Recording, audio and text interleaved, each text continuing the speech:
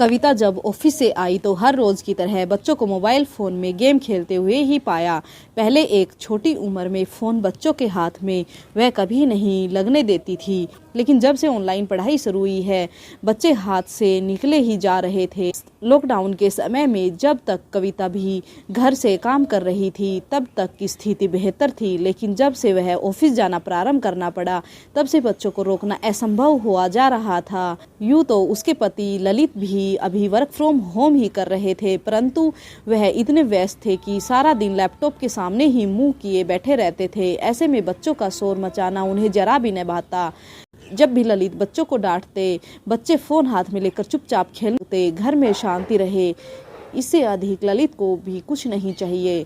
कविता अक्सर बच्चों व ललित पर इसी बात को लेकर क्रोध होती थी, लेकिन कोई हल नजर नहीं आता। ऑफिस से आते ही घर वालों पर बरस पड़ना भी उसे अच्छा नहीं लगता। और एक दिन तो छोटे बच्चे ने कह ही दिया, क्या मम्मी आते ही डांटने लगती हो, आप ऑफिस में ही रहा करो, घर मत आया करो। बहुत बुरा लगा था उस दिन कविता को। सारा दिन मेहनत करके आती है और यहाँ किसी को उसके आने से खुशी भी नहीं होती, लेकिन बच्चा भी गलत नहीं कह रहा था। ऐसा तो आए दिन होता ही था।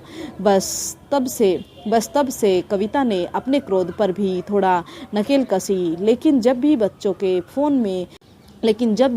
फ़ोन को चेक करती तो पाती कि दोनों ही दिन भर में 10 से 12 घंटे मोबाइल का प्रयोग करते हैं, आधे समय पढ़ाई और आधे समय गेम में।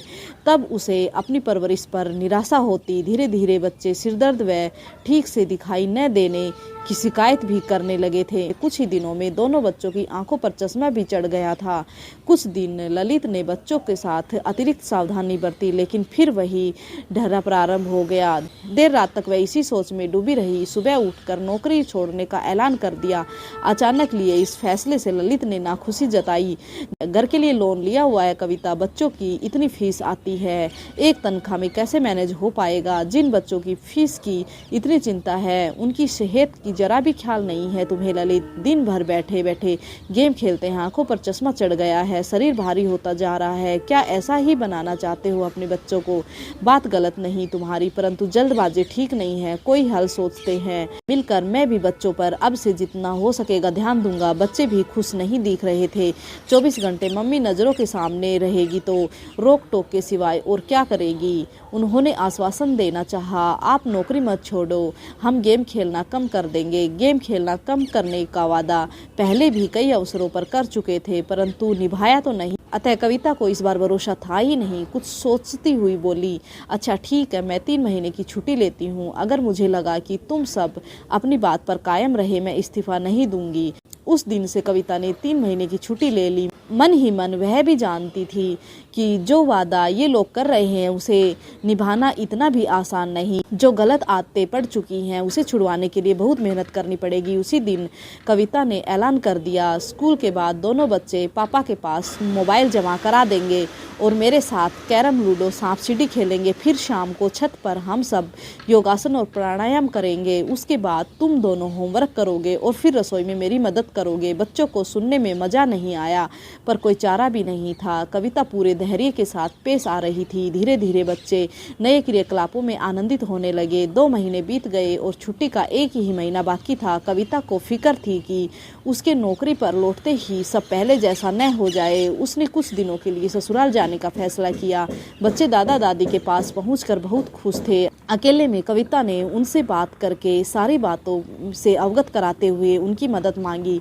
मैं जानती हूँ कि आप दोनों को अपना घर ही अधिक भाता है और अधिक दिनों तक आपका कहीं भी मन नहीं लगता, लेकिन आपके बच्चे और पोतों को आपकी मदद की आवश्यकता है। अपने पोतों को एक अच्छा और जिम्मेदार नागरिक बनाने में मेरी सहायता करें।